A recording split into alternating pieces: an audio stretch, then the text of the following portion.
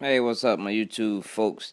Had a guy ask me a question today about what I put inside my parts kit for my Glocks. As you guys know, if you've been watching my videos long enough, I am a Glock instructor and also a authorized armorer for Glock. So, anyhow, let's move forward and tell you guys really quickly what I have in my little box. First off, the box itself is just a fish and tackle box from Academy Sports, but you can get it from anywhere. Dress it up like I dress mine up with a bunch of stickers, whatever you want to put on it. But you know, it comes with all these different panels that you can put in them. So let's bust this bad boy open and see what I have in here. Now, again, I'm an armorer, so I keep a little bit more in here than the average civilian would. So don't find yourself stocking as good as I stock, unless you just have the necessity for it. Okay, the need for it. All right, let's start from the top. Up here is where I normally keep my Glock night sights. Okay, for everybody interested in knowing what kind of sights I shoot on my guns, I shoot the Glock factory steel night sights.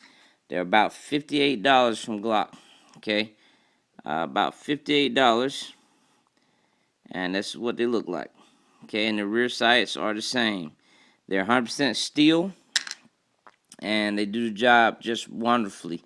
Okay, these right here are my plastic sights that I pulled off my guns and hundreds of other guns that I've already switched sights on. Up here, I have stock Glock 5-pound connectors. I just ran out of my last 3.5-pound connector, which I would normally keep here, but I ran out. So you see all the Glocks that I've done so far. I usually just keep their connectors if I charge them a discounted rate, or I give it back to them if they pay full price. But this is from all of my 7 Glocks plus other Glocks that I have on hand. Yeah, this little thing, you don't need it. This is a armorer's toolkit, something that just lets you see how the Glock operates on the inside. Something that you don't need to worry about.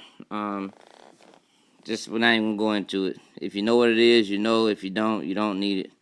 In here is another one of the night sights that I just bought with my Glock 380. It's just a HD, made by Trijicon. Same thing, just a night sight. In here, the important stuff. All right, these little guys in here are your striker plunger safety springs. I use reduced power plunger safety springs, meaning that on your plunger or your safety stopper, these things are a little bit lighter than the norm. Okay, obviously they don't recommend them for your carry guns, but this is what I do put in all my carry guns. Okay, it makes the trigger a whole lot smoother. Here's the effect that can be, though.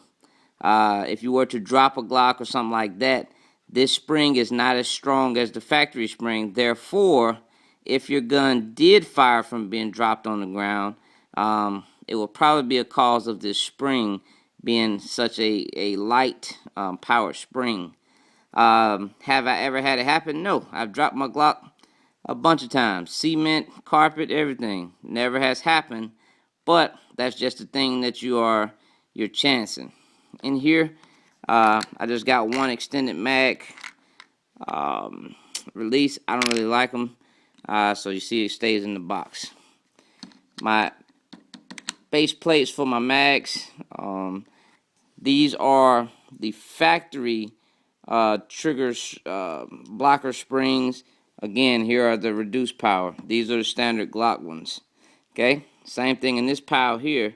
I have my standard Glock trigger springs, and on this side I have actually these are extra power trigger springs. This is another thing that makes your Glock trigger a lot smoother. You put these extra power springs on your Glock trigger, and it actually forces your trigger back forward, basically forcing the reset to happen faster. My suggestion, if you're going to put these things in your kit, just get the 3-pack from Wolf Springs. I get all my springs from Wolf Springs. Okay, Wolf Springs. Down here, these little guys, these springs, you don't need these. This was actually a mistake when I purchased them, but they sent me 10 of them because I clicked on the wrong thing. These are your plunger stopper springs. This is what goes at the bottom of your plunger. This is basically the little pole that pushes up against your extractor to keep it in place. And this is the spring that kind of gives the spring tension on your extractor. It's right behind your back plate of your Glock. You can have those if you want. I mean, it's rare that you would have to change those out. Maybe if you were a departmental guy and you were armorer, I would suggest having at least 10 of these on file or something. Okay. Of course, we keep our blue Loctite, which is the 242 Loctite. That's a good one to have for your sights and just all other things. And then I have also, oh, not that one, the red Loctite, Loctite 609. This is what you would use on ARs and things of that nature. All right, let's look down here. As you can see, I have several Glock tools, not just one, but I have 3 of them actually. And along with that, I also have a hectagon front sight tool from Glock Factory. Okay, down in there you see a couple more recoil springs and all kind of greasy mess. Some hectagon keys, and as you see down here is a thicker roll pin. I don't actually know where that roll pin came from at the moment. It'll hit me at some point. All right, let's look over here. What else I have? I have a bigger, longer Glock tool, front sight tool. This is actually something I purchased from Advanced Auto Parts. I think it's a 3/16 hectagon head. And what I did was I grinded the top to make it fit smooth or flush up and against the front sight area. Okay, it's really a flush fit when you go changing out front sight. So you have to have something that's going to, be capable of doing that.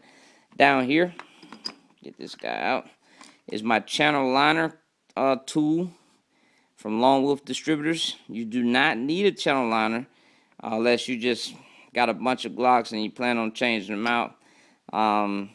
That's the tool to do it. For those that do not know what the channel liner is, the channel liner is the thing that surrounds the striker inside of the metal. I mean, basically the polymer, the metal slot or whatever, so it doesn't cause friction when it's going back and forth. I have some needle nose pliers, and everything else is just little excess screws for my front sights and little miscellaneous tools. But that's it. That's my little kit for my Glocks. I don't keep a whole lot of junk in here, but it's enough to replace anything that would go down as far as the firing functionalities of the gun. Some other suggestions that I probably could make. Let's see. It's hard to say because I've rarely seen things go down on a Glock other than these things here. But maybe maybe 2 strikers, maybe a striker spring, and maybe a couple of recoil springs from Glock. They're about $5 or $6. You put those in your kit and you're good to go. See, I live in Atlanta, so I don't have to put a lot of crap in my kit because I can always run to Glock.